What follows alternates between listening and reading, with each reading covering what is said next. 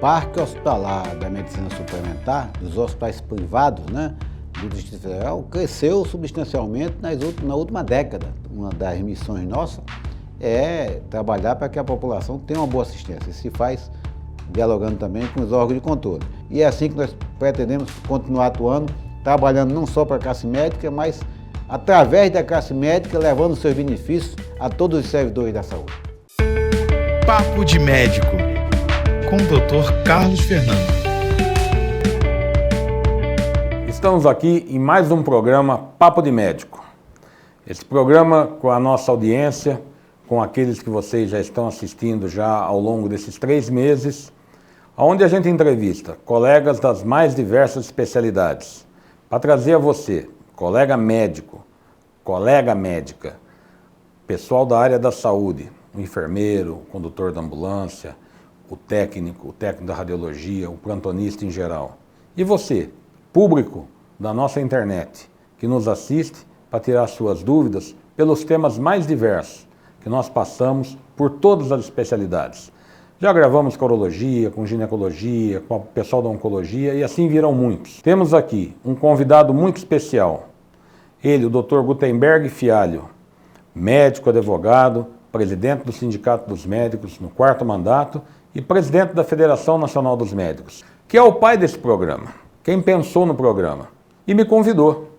Ele falou para mim, Carlos, vai ter um programa novo que nós vamos trazer nossos colegas aqui para falar de Brasília, falar do Brasil, falar da especialidade, falar dos nossos problemas e levar para o nosso público da internet informações, detalhes e muita coisa que aqui nesse programa a gente tem visto com muito sucesso. Gutenberg, obrigado pela presença, obrigado por ter me convidado para conduzir esse programa em que você pensou nele, me chamou, estamos juntos aí, se a gente for ver aí nessa caminhada nossa, quase 35 anos de amizade, entre plantão, residência, vida profissional lá fora e aqui dentro do sindicato junto com esses 4 mandatos que a gente vem trabalhando pela categoria médica num todo em Brasília e nosso trabalho tem servido de exemplo pelo Brasil afora. Vamos começar com aquilo que eu anunciei do programa. De onde veio a ideia do Papo de Médico? Na verdade, bem, cumprimentar os internautas que acompanham o Papo de Médico e meu amigo Carlos Fernando, meu companheiro de jornada sindical, no dia a dia dos plantões, dos centros cirúrgicos. O Papo de Médico foi construído juntos, nós idealizamos juntos. Você que nos assista, necessita tomar conhecimento da evolução tecnológica, dos avanços da medicina, nas diversas especialidades. E o Papo de Médico é o canal criado pelo Sindicato dos Médicos, que é pilotado por você, né, pelo nosso vice-presidente, secretário nacional da Federação Nacional dos Médicos, para que tire as dúvidas da sociedade, dos pacientes, através dos líderes das especialidades, que são os presidentes das sociedades, são aqueles colegas que presidem as sociedades e que estão aí na cabeça das inovações tecnológicas da medicina nas diversas áreas de suas especialidades. O Papo de Médico, quando você me convidou, a gente rascunhou ele, né?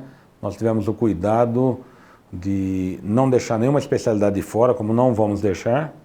Tivemos o cuidado não só de convidar os coordenadores, como você falou, mas colegas que se destacam, colegas que têm trabalho prestado com grande informação, que gostam de fazer isso, que gostam de estar aqui para contribuir com nós. E dentro desse contexto, trazer também um pouco do nosso trabalho, um pouco do trabalho do sindicato, para esclarecimento dos colegas médicos, do pessoal que está nos assistindo, né, de toda a área da saúde e de todas as outras áreas, que o programa é um programa com muita modéstia, mas já muito feliz com isso. É um programa consagrado pela sua audiência. Então acho que nós podemos dar uma volta nessa informação tudo na área da medicina, na área de tudo. Vamos começar pela medicina suplementar, Gutenberg.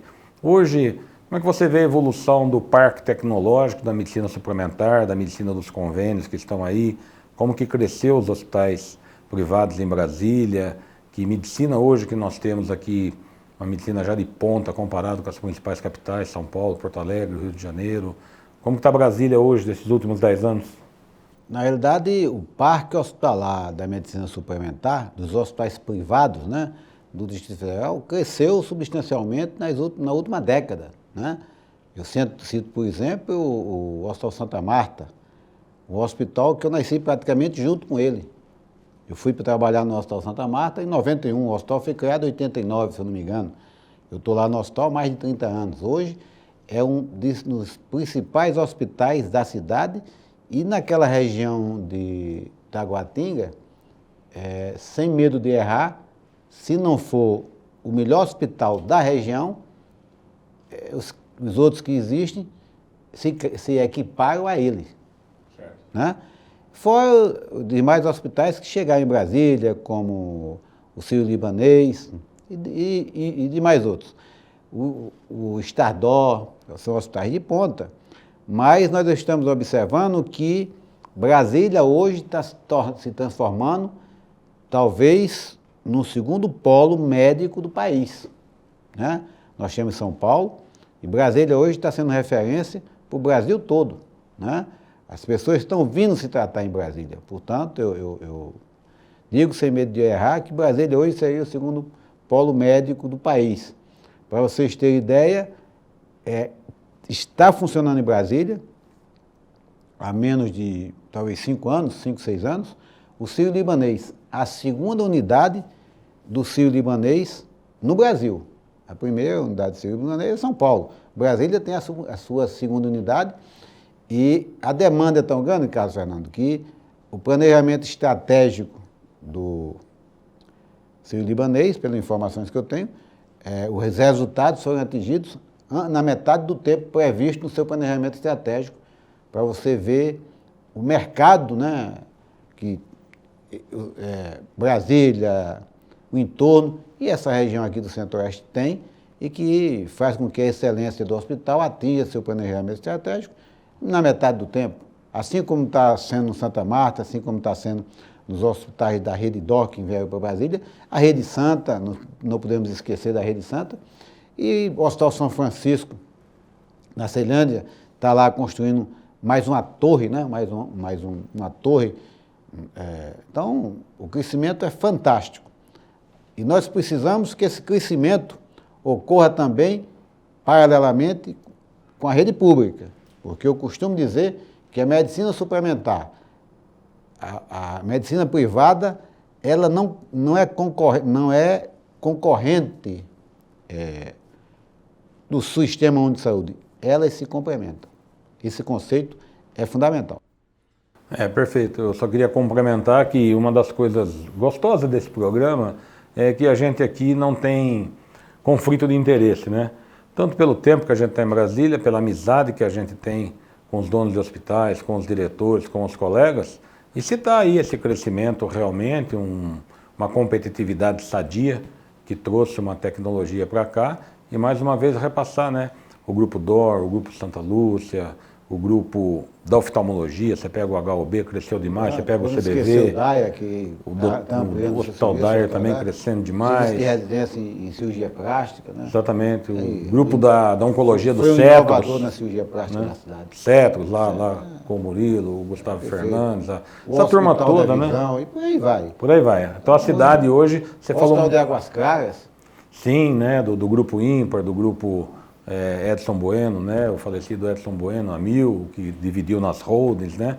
Então nós estamos muito bem servidos hoje, eu acho que você colocou bem uma situação. Nós podemos estar se considerando aí hoje praticamente como o segundo polo do país aí em avanço e tecnologia. E o sindicato presta serviço aos colegas da melhor forma possível. Outra coisa que eu acho muito interessante do sindicato, ontem eu até conversava com o Frederico, amigo nosso lá do DOR, que a gente não entra na seara comercial, não entra na seara de como o médico trabalha. A gente deixa o médico com a sua autonomia dele escolher, dele aceitar a proposta de trabalho, dele transitar no mercado da medicina suplementar da melhor maneira que os grupos se juntam, montam e são absorvidos no mercado. A gente apenas oferece um respaldo de esclarecimento, de área jurídica, de interlocução e mais nada. Então nós temos um trabalho muito tranquilo em relação a isso e os colegas reconhecem essa maneira que a gente faz e tem toda a credibilidade. Por isso você vê o quanto que a gente atende aqui de colega no dia a dia, agendas cheias, lotadas, do colega da medicina suplementar, tanto comigo como com você na tua agenda, né? Na realidade o Sindicato dos Médicos tem de longa data, aí, desde a gestão do Arnaldo Bernardino, do Rossi, do César Galvão, se intensificando mais na gestão do César Galvão e a minha, um bom relacionamento com o Sindicato Brasiliense de Hospitais e Clínicas. E as demandas, quando surgem, são analisadas em conjunto, são trabalhadas em conjunto, no sentido de viabilizar a atividade médica e atividade hospitalar. Nós temos que ter sempre a política do ganha-ganha. Eu acho que dentro desse contexto, eu acho que agora a gente podia passar aí para o serviço público, que essa é uma característica da cidade de Brasília, onde nós temos o maior parque de serviço público do Brasil, né? O maior número de residência médica dentro de um serviço público no Brasil, e que a Secretaria de Saúde, ao longo dos anos, infelizmente, como todo serviço público e o SUS, sofreu uma degradação muito grande, e essa foi uma grande luta do sindicato aos servidores públicos do DF e também dos outros serviços públicos que aqui existem, né? Os tribunais, a área militar do colega que está nessa área e tudo mais. E te perguntar para você, Gutenberg, como que você vê o parque hospitalar do serviço público do Distrito Federal? Nós que já estamos quase aposentando nós estamos com quase 35 anos de serviço público, né, prestado aí, da nossa história de hospital materno infantil, mas num todo, como é que hoje, todas as conquistas que a gente teve, né, GAN, plano de carga, carreira de salário, a DIN que veio para descaracterizar esse plano de carga, carreira de salário, que a gente tem uma vitória maravilhosa, a garantia de 40 horas, a garantia de GEMOV, a garantia da titulação, né, que por esses 4, 5 governos que a gente enfrentou, esses PL, essas retiradas, esse freio de perdas que a gente sempre faz, mas você, como encabeçando hoje o 4º mandato dentro do Sindicato dos Médicos, na FENAM, já passou pelo CRM também, como conselheiro, e como é que você vê essa luta que você enfrentou todo esse tempo aí, pelo menos desde 2009 na cabeça, e 10 anos antes no departamento jurídico do Sindicato dos Médicos? Na realidade, o Parque Hospitalar da Saúde Pública do Distrito Federal é uma coisa fantástica, né? São 13, 14, 15 hospitais regionais, 17 hospitais regionais, 50 ou mais de 50 centros de saúde, postos de saúde, tem uma rede de capilariedade enorme. Infelizmente, o que nós não vemos nas gestões que se sucederam foi o compromisso de ampliá-la, melhorá-la e fazer a manutenção dessa rede hospitalar, que está em alguns hospitais, alguns centros de saúde, tem uma situação precária. E nós estamos aí cansados de ver situações constrangedoras, principalmente em época de chuva. Mas continua sendo uma coisa fantástica, né? E precisamos preservá-la, conservá-la, fazer a manutenção e ampliá-la, porque a demanda da população mais carente aumenta. Nós estamos vendo o crescimento da medicina suplementar, mas nós estamos vendo nitidamente também que tem uma demanda de gente que vem de fora. E a população carente do Distrito Federal também aumenta e precisa ter ampliado a oferta de serviço no serviço público. E o Sindicato dos Médicos tem feito um trabalho diuturno nesse sentido, visitar os hospitais, constatar as irregularidades, as desassistências, como fizemos segunda-feira no Hospital do Gama, e ontem à noite tivemos uma reunião aqui cobrando contratação de mais médicos, insumos, para que a população não morra dentro do hospital sem assistência, o que é um absurdo na capital da República.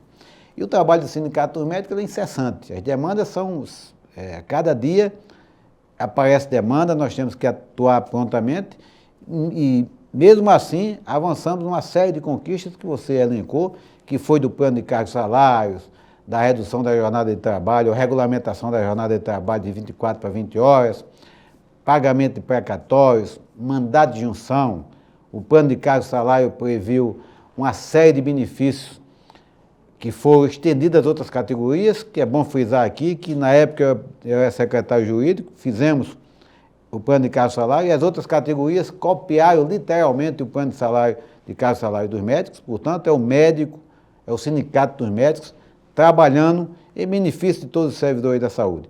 E é assim que deve ser, e é assim que nós pretendemos continuar atuando, trabalhando não só para a classe médica, mas através da classe médica, levando seus benefícios a todos os servidores da saúde. E o Parque Hospitalar da Medicina Suplementar, dos hospitais privados, né, do Distrito Federal, cresceu substancialmente na última década. E o Parque Hospitalar da Medicina Suplementar, dos hospitais privados, né, do Distrito Federal, cresceu substancialmente na última década. E o Parque Hospitalar da Medicina Suplementar, dos hospitais privados, né, do Distrito Federal, cresceu substancialmente na última década.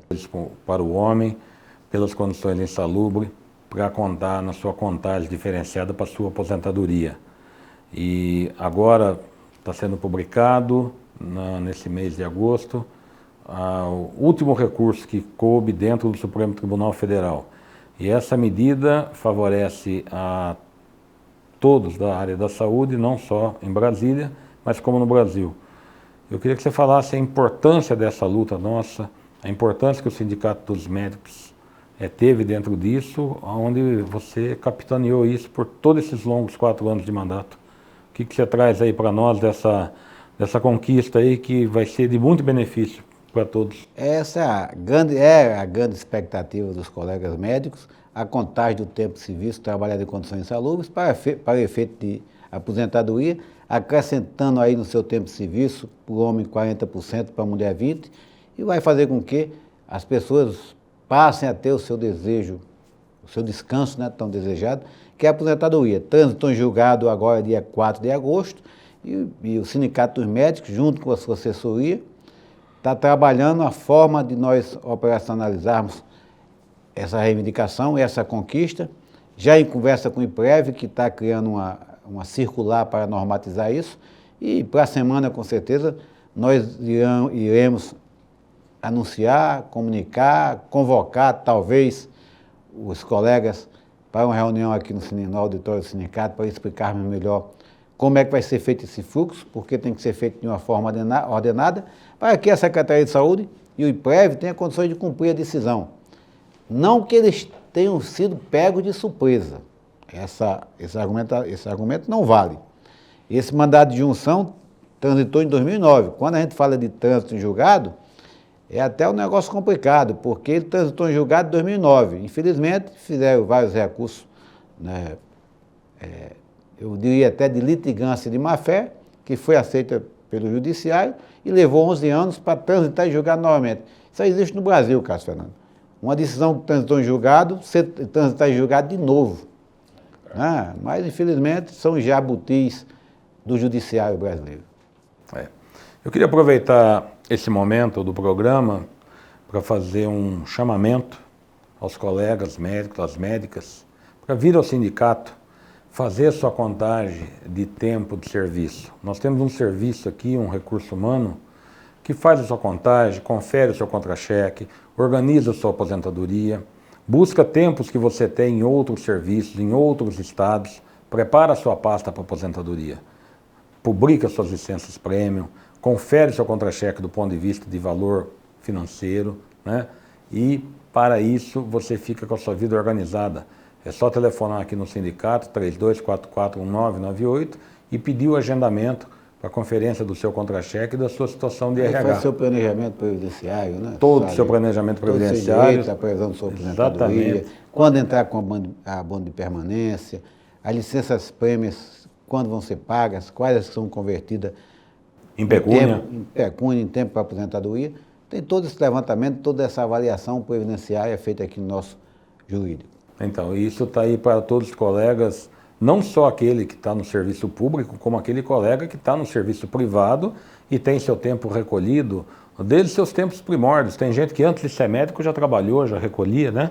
E tudo isso você busca a sua certidão negativa no INSS, a verba esse tempo de serviço, esse tempo de trabalho, que vai contar agora para a tua vida médica das mais diversas formas. Então, esse chamamento eu queria deixar ele mais uma vez aqui para que vocês venham fazer esse levantamento aqui e se aposente de uma forma correta. Eu só vou dar um exemplo. Hoje, não se aposente sem pedir seu abono de permanência, porque isso muda no valor da sua aposentadoria. E tem colegas aqui que estão vindo consertar isso. pediu aposentadoria, não pediu abono de permanência, não foi orientado na Secretaria de Saúde, por boa fé ou por má fé, não sei, não é verdade? E o colega hoje está vindo entrar aí com processo, com recurso para, às vezes, até desaverbar a sua aposentadoria ou retardar, mexer de novo no processo que foi pedido. Então basta só passar aqui você vai sair com tudo listadinho, com tudo que tem que fazer, porque esse trabalho que a gente montou praticamente é um protocolo, né, Gutenberg? Tem de A a Z, né? A gente tem esse trabalho aí com todo esse esclarecimento, por mais diverso que tenha sido sua vida. Tem colegas aqui que trabalhou em 20 lugares. Tem colega que teve uma vida mais contínua, né? Tem colega que trabalhou... Tem especificidade, na verdade esse planeamento ele é personalizado. Exatamente. Cada um tem uma peculiaridade. Então essa é uma chamada que eu aproveito o programa aqui para poder fazer isso. Agora, vamos montar aqui, Gutenberg, uma caminhada dentro desse contexto. A gente passou pela medicina suplementar um pouco, né? A evolução que teve Brasília, a grande importância que isso tem para a população, para a cidade. Falamos um pouco do serviço público. E uma coisa que ficou nos últimos 30 anos, em que o médico foi perdendo um pouco o seu poder de trabalho, o seu poder de ganho, uma série de fatores, principalmente no dia a dia, pelos projetos de leis que entram na Câmara, que vem do Senado, que vem do Congresso, que vem do governo. E a gente se preocupou com isso também. Não podemos deixar de reconhecer que a gente entendia como que a Frente Parlamentar do Agronegócio trabalha pela nossa necessidade de viver no Congresso, lutando pelas coisas médicas, na Câmara local aqui, lutando pelos problemas médicos, e a gente viu a falta do representante, né, no Brasil inteiro, a falta do médico vereador, a falta do prefeito, a falta do deputado distrital, a falta do deputado federal, a falta do deputado estadual, ser da área médica, eleito pela área médica. E nós começamos esse trabalho nos primórdios, que deu essa alavancada para nós. Não podemos deixar de ter o mérito disso, de lembrar aqui do ex-ministro Mandetta, que com nós dois começou em Brasília, né, montar a Frente Parlamentar da Medicina, essa expectativa que hoje é uma realidade, e montar um veículo que leve os problemas das instituições, do Conselho Federal de Medicina, não tem problema com a autarquia federal, do Conselhos Regionais, da Associação Médica Brasileira e as federadas, das especialidades, dos sindicatos, da FENAM hoje, que você está nesse momento como presidente. Então nós precisávamos de uma instituição que levasse esses problemas à frente parlamentar para que a gente possa ali, né, resolver as coisas que vêm do governo para cá, que não vem coisas boas só, vem muitas coisas ruins, muitas retiradas de ganho, muitas dificuldades, muitas modificações. Então com isso, hoje nós conseguimos ter o Instituto Brasileiro de Medicina, que é o IBDM, né, que é esse veículo que faz isso, e temos a Frente Parlamentar, que hoje, depois da saída do deputado Mandetta do seu segundo mandato, hoje quem preside é o deputado Irã Gonçalves, nesse momento, né, e temos vários deputados que nos ajudam lá. Uma Frente Parlamentar hoje, você precisa de 190 deputados compor ela. A gente conseguiu, ao longo dessa trajetória, para montar ela nesses 2 mandatos, nós temos mais de 250 deputados federais que compõem ela. Então eu gostaria que você falasse a importância hoje do IBDM, essa luta que foi, e o que é que está trazendo de benefício, o que está trazendo hoje para o médico, para que o médico tenha condições de trabalho e possa dar o melhor atendimento à população. E você é um dos fundadores dessa frente, tanto do IBDM como da Frente Parlamentar, com os nossos amigos aí que muito nos ajudaram. E como é que está essa luta nossa hoje? O IBDM, o Instituto Brasil de Medicina, foi uma inspiração da classe médica, né, que sentia a necessidade de ter um instituto que congregasse e acolhesse ali as demandas médicas e levasse para uma frente, a exemplo, como você falou, da frente do semelhante à frente do agronegócio, e foi criada a Frente Parlamentar da Medicina. Então, na realidade, o IBDM é o veículo que vai alimentar a Frente Parlamentar da Medicina com as demandas médicas, não só com reivindicações, com formulação de projetos para benefício da saúde pública, dos próprios servidores da saúde, dos próprios médicos, como também irão atuar no sentido de evitar que políticas públicas para a saúde que levem prejuízo à população sejam vetadas, sejam corrigidas, e até projetos que contrariem o exercício da medicina e e que expõe a população ao charlatanismo, ao erro, à desassistência. Então, o IBDM, como veículo de demanda, o veículo que leva as demandas da classe médica para a Frente Parlamentar da Medicina, e a Frente Parlamentar da Medicina, conjunto de parlamentares que vão fazer com que as demandas da classe médica sejam ouvidas no parlamento para transformar as políticas públicas efetivamente em benefício da saúde da população. Temberg, Brasília, por exemplo, nós temos hoje um alinhamento com as instituições locais, que eu acho que isso tem beneficiado muito o trabalho dos nossos colegas. A importância hoje, nós temos até um almoço mensal para discutir isso, nosso elo de ligação com cada um respeitando o seu papel institucional, algumas divergências que possam ocorrer, mas eu acho que a gente converge muito bem nas decisões com a Associação Médica de Brasília, capitaneada nesse momento pelo Dr. Ogneve, o Conselho Regional de Medicina, pelo Dr. Farid e tua equipe, e a Academia de Medicina pelo Marcos, né? Doutor Marcos Vinícius. Marcos Vinícius, radiologista, nosso amigo. Marcos Vinícius, e o sindicato, por você e a gente aí que assessora você e tudo mais.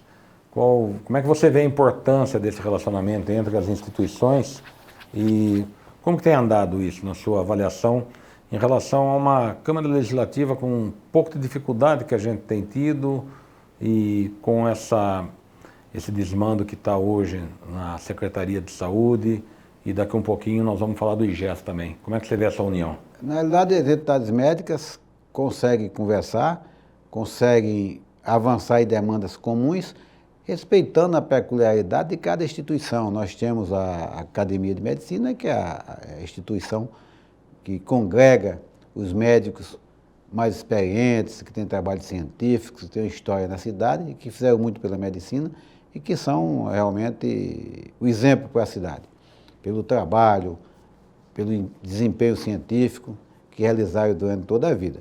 A Associação Médica também é uma entidade científica, presidida pelo Dr. Ogneve Kozak, que atua também congregando as 51 especialidades médicas.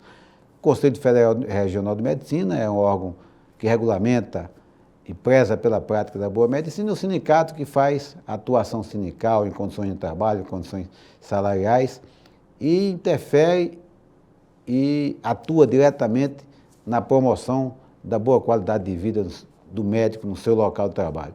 E nós trabalhamos, Carlos Fernando, nas convergências, isso que é importante, né?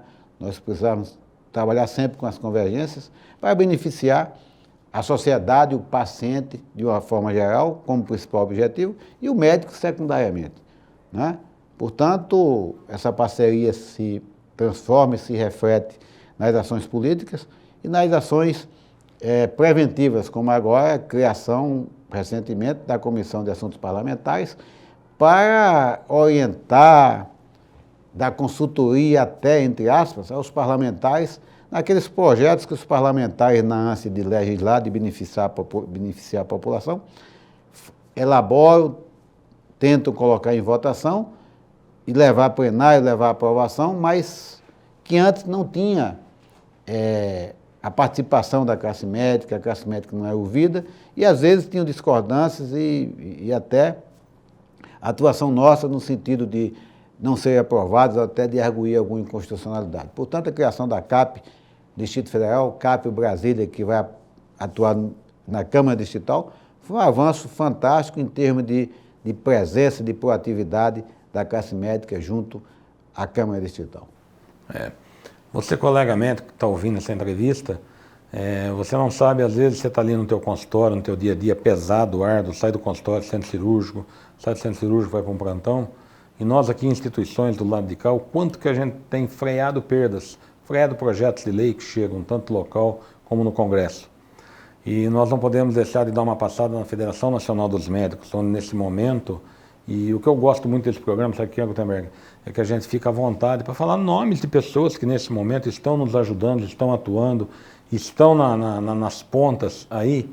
Você vê o quanto que hoje, por exemplo, o Tribunal de Contas do Distrito Federal nos ajuda no benefício do que é legal, do que é justo, do que é julgável de uma coisa bem razoável, sem puxar para nenhum dos dois lados, onde o governo tenta distorcer isso, né?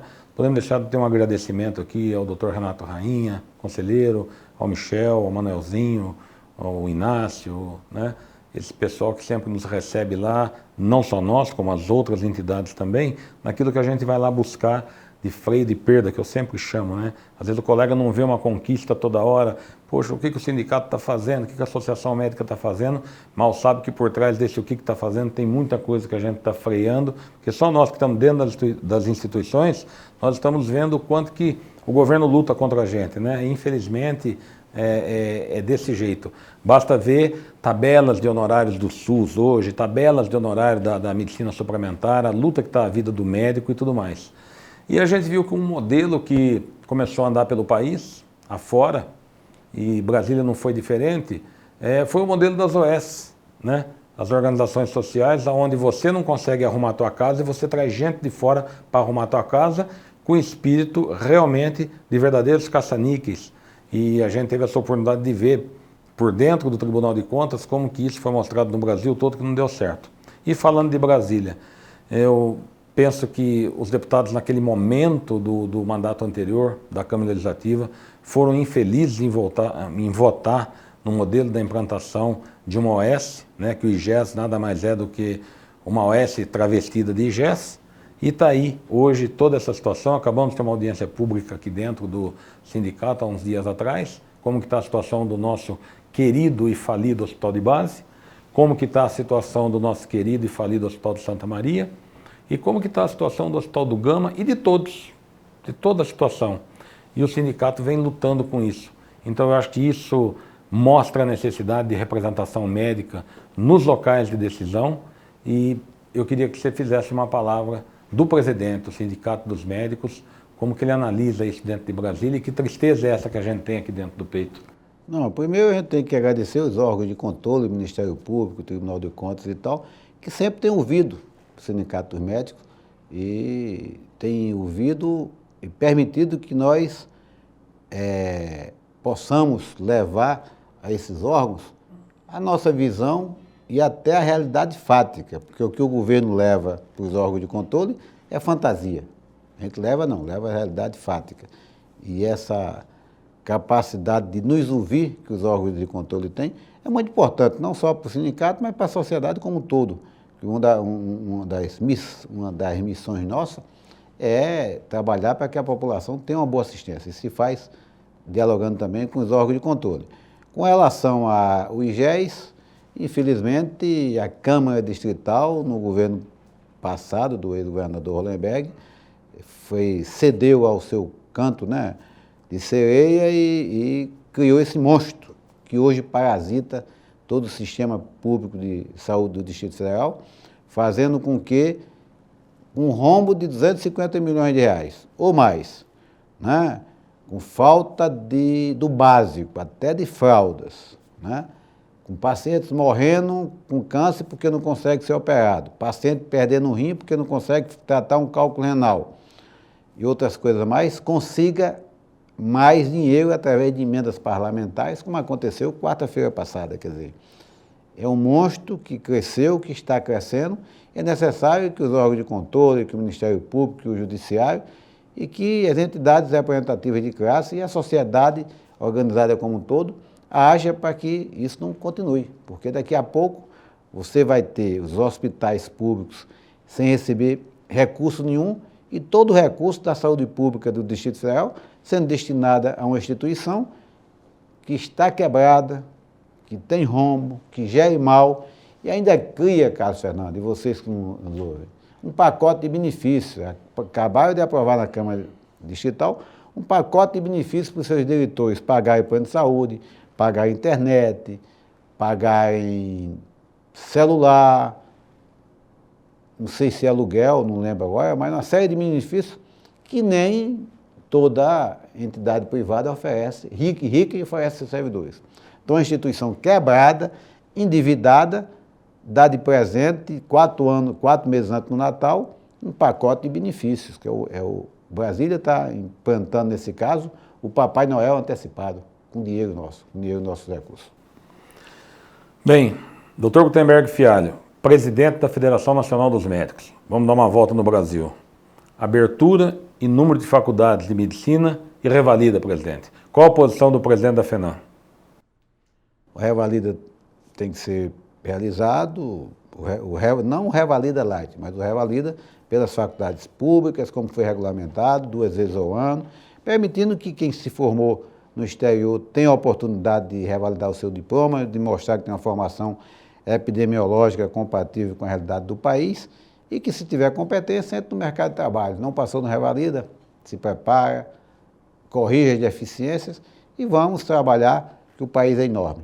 Nós não podemos permitir que venham tatuar no país pessoas que não tenham formação epidemiológica compatível com as nossas necessidades. Portanto, é necessário que haja qualificação e haja formação.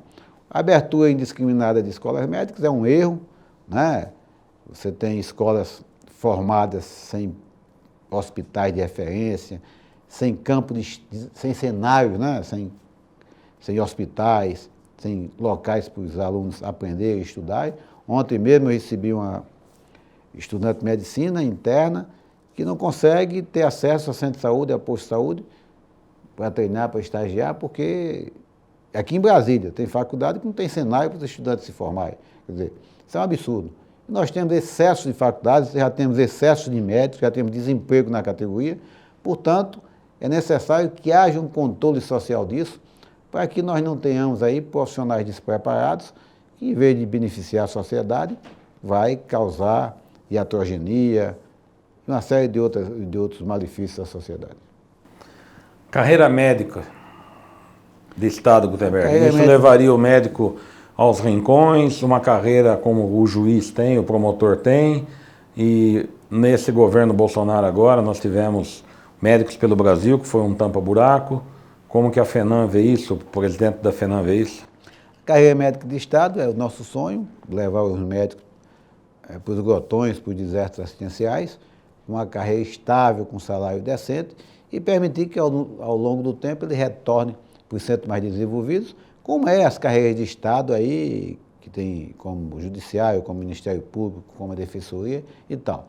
Nós queremos uma carreira médica de Estado com as prerrogativas típicas das carreiras de Estado. Hoje nós temos 1/3 de residência médica, deve estar formando aí no Brasil, 32, 33 mil médicos aí no Brasil, pela quantidade de faculdades que abriu.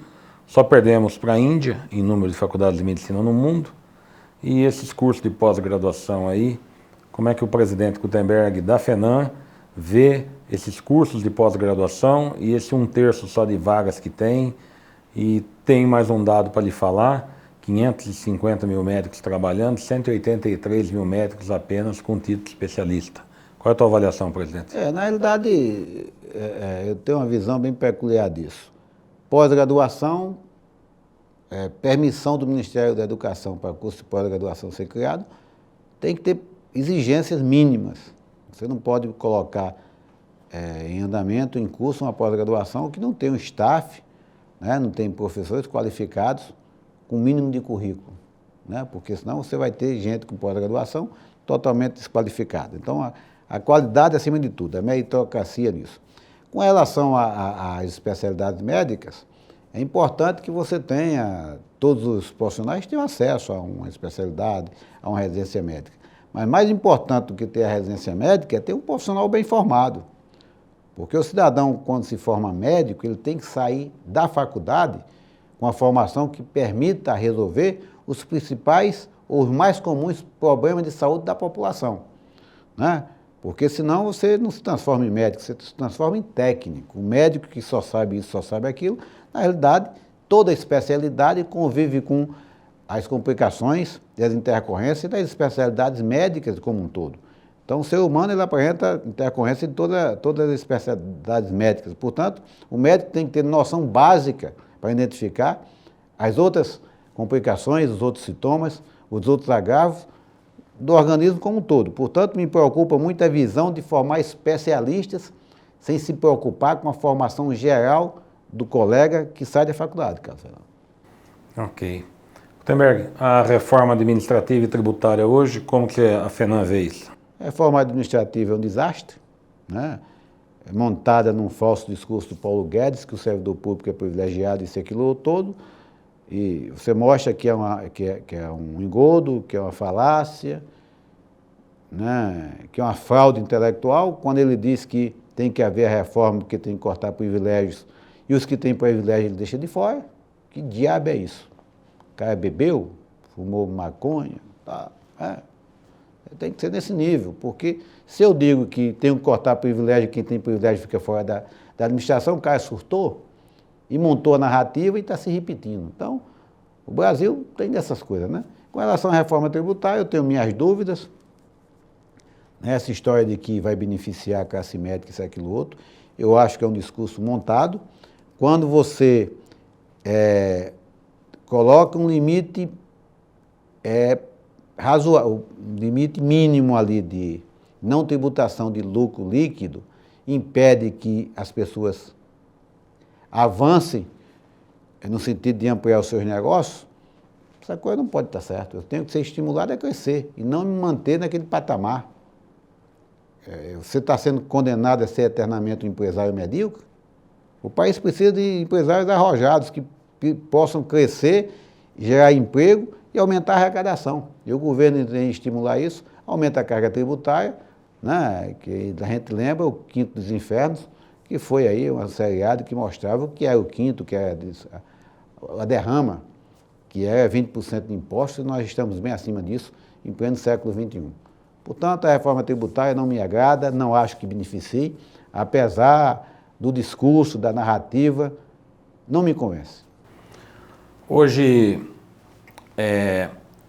o trabalho da FENAM junto à Frente Parlamentar, então, luta com essa posição, né? Eu queria uma palavra sua hoje. Telemedicina, presidente. Telemedicina é uma realidade há mais de 40 anos. Então, quer dizer, é os discursos que se montam e soltam como se fosse, né, repaginam e soltam como se fosse coisa nova. Na década de 70, o Hospital de Base, o antigo Hospital de Base, inaugurava a telemedicina no Distrito Federal, com o doutor Osório Rangel transmitindo por telefone atividade elétrica para Paracatu, através de um telefone. Então a telemedicina sempre existiu, está se aperfeiçoando, que bom que seja assim. Agora o que nos preocupa é a teleconsulta, é o canto da sereia da teleconsulta, porque, meu amigo, charlatanismo virtual é um problema grave. Temberg, vamos passar por um assunto aqui que foi uma coisa que apavora o mundo, né? E modificou muito. Vai modificar mais a telemedicina, vai modificar mais o comportamento da gente nas reuniões, que são as videoconferências, que são todos esses chats que estão aí e tudo mais. Covid, o que sabemos de Covid, o que esperamos e num pupurri aí vacina, tratamento e modificação tanto do comportamento biopsicossocial hoje nosso daqui para frente? A Covid a gente aprendeu muito com ela e continua aprendendo, até porque cada cepa tem um comportamento diferente, um quadro clínico diferente, mas nada que hoje não se consiga controlar. O quadro clínico das infecções pela variante Delta, o que é que avançou? Né? Avançou no sentido de que o quadro clínico tradicional, que é a perda de perda do olfato, né? Perda do sabor, perda do paladar, não existe na variante Delta.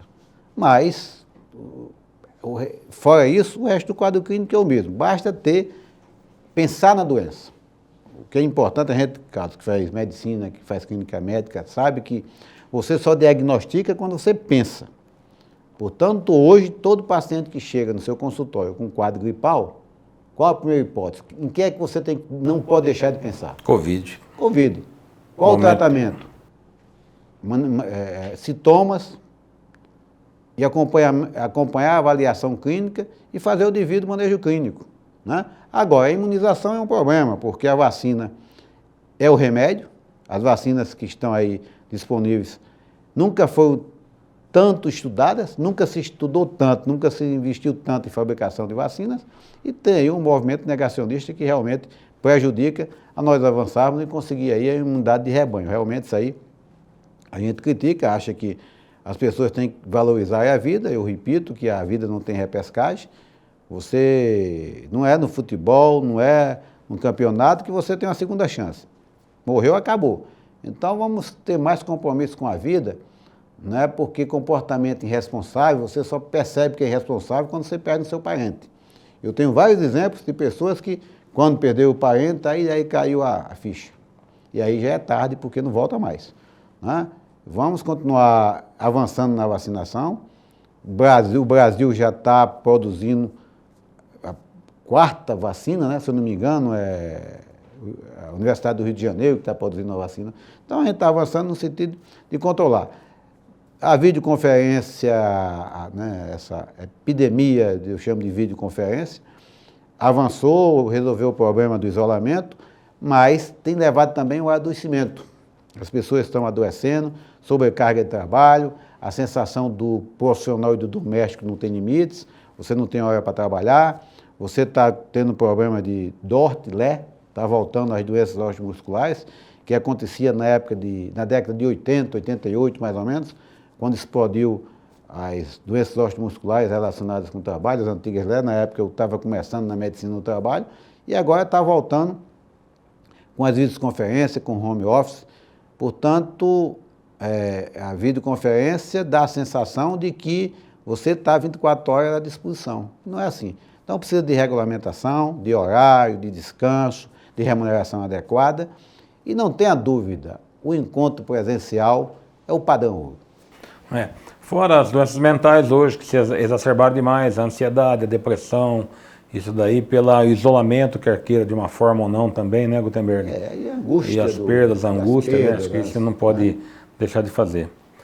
Bem, eu acho que nós fizemos aí no nosso programa aí uma passada geral nas coisas e nos principais assuntos, nas principais tarefas que o sindicato tem. Eu, sem falsa modéstia, eu gosto de falar que a gente é um sindicato pioneiro no Brasil, né, na proporção de número de associados, das nossas prestações de serviço e tudo mais. E a pergunta que não quer calar, né, Gutenberg? Eu gostaria de, depois de 2 campanhas, um médico ginecologista, perito, clínico, 4 mandatos na frente de um sindicato e outras instituições. Por que ser político, Gutenberg? Olha, a política é onde você realiza um trabalho em prol da coletividade. O trabalho individual você faz sozinho, mas para beneficiar a coletividade você tem que ter mandato, você tem que ter presença, voz e tribuna no parlamento. Isso é que eu preciso hoje, é aumentar mais ainda o meu trabalho em prol da coletividade. Vai para mais uma candidatura? Vamos tentar, com a ajuda sua, com a ajuda de você que me ouve, e de todos que querem uma qualidade de saúde no Distrito Federal, o resgate, inclusive, do sistema de saúde do Distrito Federal, que é o nosso compromisso, que é o que eu mais invisto, mais procuro, e tenho em meta, mas eu preciso construir isso com vocês. O que você quer de resgate para o Distrito Federal hoje na saúde?